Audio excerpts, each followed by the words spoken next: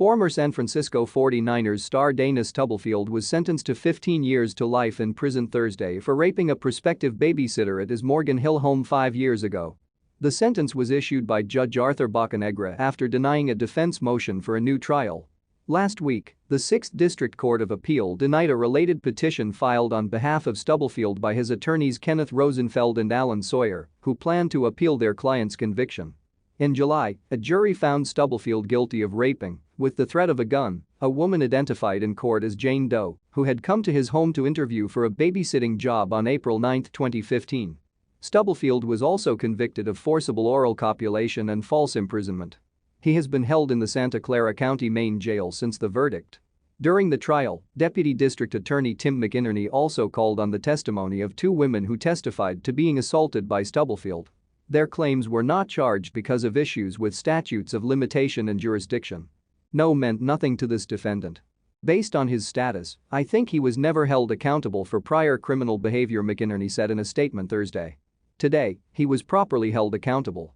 Stubblefield's attorneys continued to assert that they were stymied throughout the trial by Bocanegra's refusal to allow them to present the crux of their defense, their claim that Doe had engaged in paid sex with Stubblefield and that she was not intellectually disabled as portrayed by the prosecution.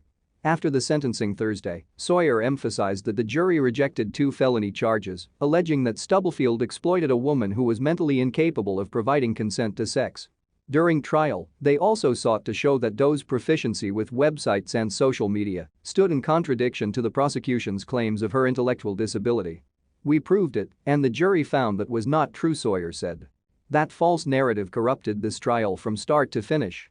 In September, Bocanegra struck down a motion by the attorneys to disqualify him from presiding over the case, which was followed by the appellate court petition. The defense attorneys clashed frequently with Bocanegra over the judge's application of rape shield laws that prohibit a rape victim's sexual history from being introduced as evidence to discredit them. Sawyer also contends that Stubblefield's trial rights were compromised by coronavirus-related delays in courtroom measures, which he said created the damaging optics of a large black man wearing a mask and sitting in isolation while a jury heard testimony and evidence. "We're looking forward to putting it in front of an appellate court and believe the jury would have come to a different conclusion if that evidence came in," Sawyer said.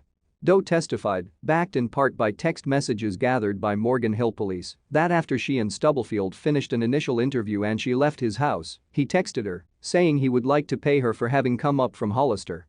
Doe had